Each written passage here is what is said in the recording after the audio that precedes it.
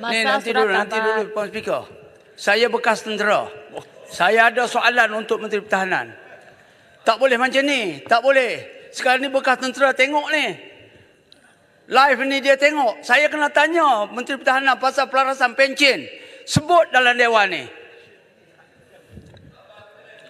Ini isu keselamatan negara yang Datuk Yang Bertua Orang Putih kata perlu Datuk bagi tambah masa.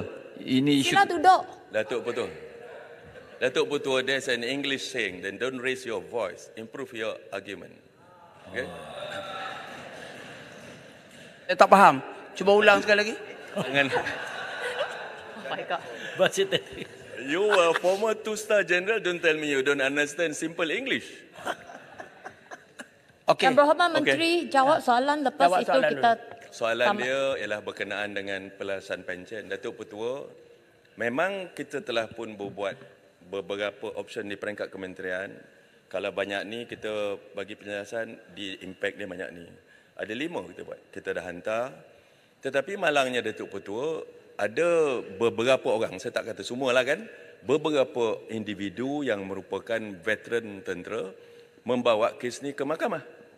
Jadi apabila mahkamah dah jadi kes mahkamah, kita terhenti itu betul. Kita terpaksa terhenti dan tidak ada komunikasi yang perlu kita keluarkan kerana ini akan dilihat sebagai subjudis kepada prosiding mahkamah yang sedang berlangsung sekarang ini, insyaAllah. Ya. Jadi kita tunggu apa akan diputuskan mahkamah, itulah yang akan kita ambil tindakan selanjutnya, Datuk Petua, insyaAllah. Terima kasih Yang Berhormat Menteri. Saya nak tanya berapa lama keputusan mahkamah ni? Mungkin setahun, 2 tahun, atau 5 tahun, atau 10 tahun. Kalau 10 tahun dah mati semua dah. Nantilah saya berkunjung hormat dulu. Ya. Mahkamah ni dia independen. Dia macam ni aja. Dia ada 3 cabang dalam demokrasi kita, legislatif, judiciary dan juga eksekutif. Kita tak boleh campur tangan. Yang legislature punya kita, yang judiciary punya mahkamah. Mahkamah biarlah dia buat. Kita tak nak campur tangan. Bila dia nak tu palang pada dia lah, Datuk Petua. Mana boleh saya tahu bila mahkamah nak putuskan. Melainkan mahkamah kata, dia akan dengar kes ini sekian-sekian masa, barulah saya boleh cakap ke dalam Dewan Yang Mulia ini. Okey, mengikut undang-undang. Bahagian 5 peraturan angkatan tetap, pencen, ganjaran dan faedah dan lain-lain 1982. Setiap kali dibuat pelarasan pencen, pelarasan gaji, mesti ada pelarasan pencen. Yang kedua, Majlis Veteran Kebangsaan bersidang pada 29 September 2022 telah meluluskan cadangan pelarasan pencen veteran ATM yang bersara sebelum 1 Januari 2013. Jadi maknanya keputusan dah dibuat. Kenapa lagi mahkamah? Majlis Veteran Kebangsaan dah pun meluluskan. Undang-undang pun dah kata macam itu. Dah kena buat. Kenapa lagi mahkamah? Majlis Veteran Kebangsaan Datuk Petua tidak ada jurisdiction on pencen. Pencen adalah hak mutlak kerajaan di bawah MOF dan akan tertera di bawah akta. Jadi tanda tangan Menteri Pertahanan masa tu apa? Tak laku.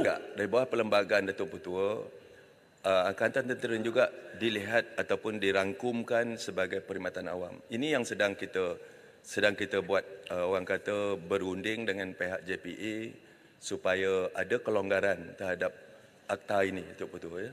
Sebab di satu clause ataupun di satu perkara disebut, di satu perkara tidak disebut. Tetapi perlembagaan Datuk Petua dia mesti dibaca bersekali.